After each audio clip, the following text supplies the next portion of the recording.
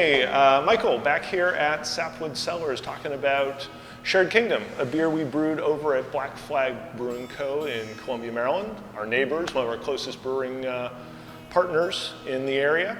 They've been around for a few years and a little bit more established than us, a little bit bigger system. They've got a canning line. And we really thought it'd be a fun excuse to go over there and see how a real brewery operates.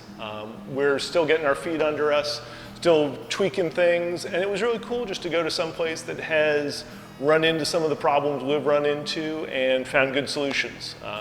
We came back here and hopped on the internet and ordered all sorts of stuff. You can probably see the bright orange hose behind me. We'd been being cheapskates and going to Home Depot and just getting food grade water hoses, but they really weren't standing up to brewery life. It was worth the $300 Granger hose and the fancy spray nozzle that can really blast out capacity. But this beer is Shared Kingdom, and so I've actually got pours from both batch 1 and batch 2. It was essentially the same recipe. It's a Citra Nelson Pale Ale, both on the hot side in the kettle and for dry hopping. We did 2 20-barrel batches of each. Each batch was combined into its own 40-barrel fermenter. They have mostly 40s. The biggest one we've got in the back there is a 20, so they're considerably bigger scale than us. And really the only primary difference between the 2 batches was the yeast that we used. For the batch 1, which I'm holding right here, we used London Fog, which is their house yeast that they use for their hazy pales and IPAs and doubles. And for ours, we used RVA Manchester. Now, sort of the interesting thing about this is that they're actually both from the same source. They're both supposedly from Boddington's, the English brewery. And it's interesting because yeast is a life form. It's an organism. It's not like a water profile where you could dial it in and have it exactly the same.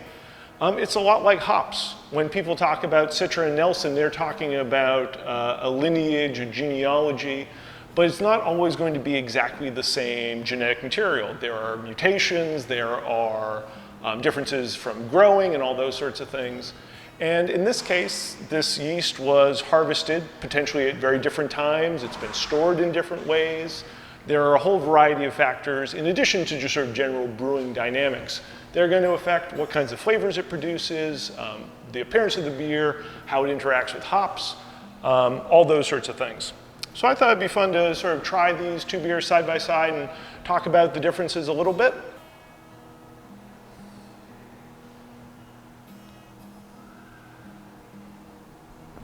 So it's always fun to compare 2 beers where only really one variable changed. Almost. So the 2 beers, London Fog and RVA, also differed slightly. The RVA was mashed just a little bit hotter. Having a week of foresight, they saw that this one had dried out just a little bit more than they'd wanted. This one also got just a little bit less oxygen in line on the way to the kettle.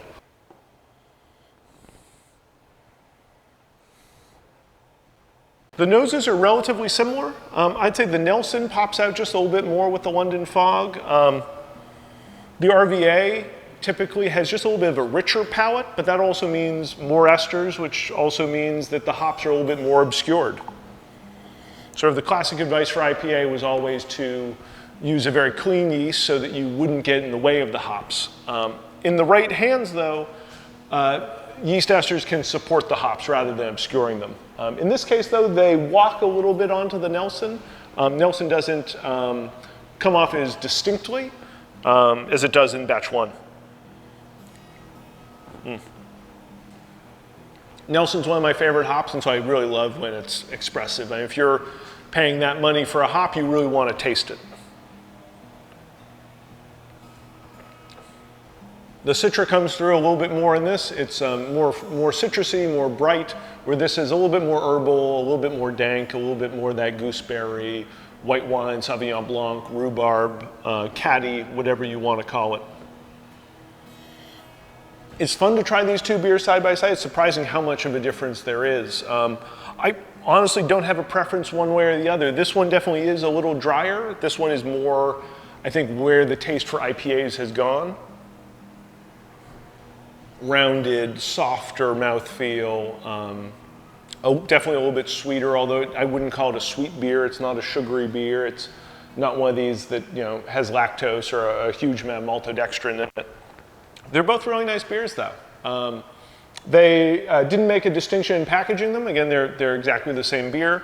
So depending on where you pick it up, you may just have to put it up to a computer screen right now and see which, if it's the hazier one, it's batch 2, or less hazy, it's batch 1. The other unique thing about working with Black Flag was it was their first time to get beer into cans.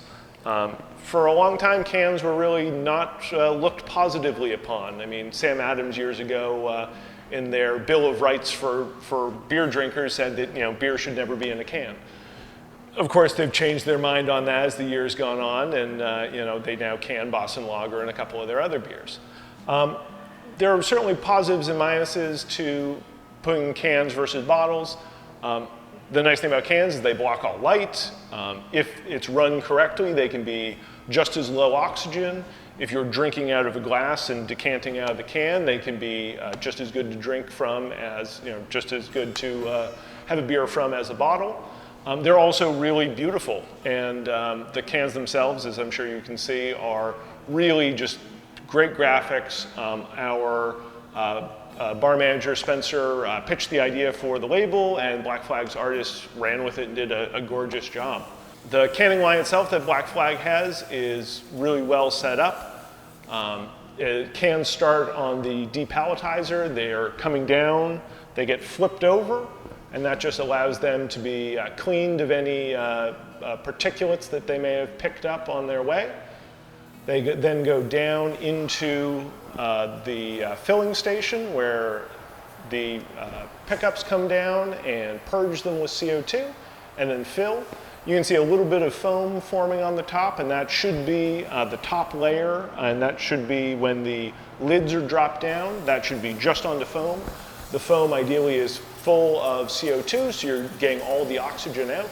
The less oxygen you have in the can, the longer it will stay good, the longer the beer will be fresh and bright and delicious. From there it goes to the seamer, where those can lids are attached onto the body. And finally after that it goes through the labeler, where each label is applied, and then to packaging, where each can is moved into a box and the lids are attached, the 4-pack holders in this case for the 16-ounce cans. And finally, they get wrapped up and sent off to a distributor. This beer luckily made it into distribution, so hopefully a lot of great beer stores in Maryland will have it, and a whole set of consumers that we haven't reached yet will get to try our beer, and if they like it, come in and try it at the tasting room again. We'll certainly be looking into canning in the future. There are a lot of options out there, and obviously it's something we'll talk about when the time comes. This video was the first for a collaboration. I find them a lot more interesting to document. It helps me to have an excuse to ask questions and take videos and all of that. But it's also a new thing to see. There's only so many times you can watch somebody brew a beer on the same system. It all looks the same. Whether I'm brewing a stout or a pale ale, you're going to see the same outside of the mash tun, the same outside of the fermenter, the same blow-off bucket. There's not a lot of depth there. And so it's fun when I get to go somewhere else and document their process a little bit. Hopefully we've got some other collaborations coming up. We're doing a cider beer kind of hybrid with Supreme Core Cidery. We've been talking to a couple other breweries, and yeah, should be fun. Cheers.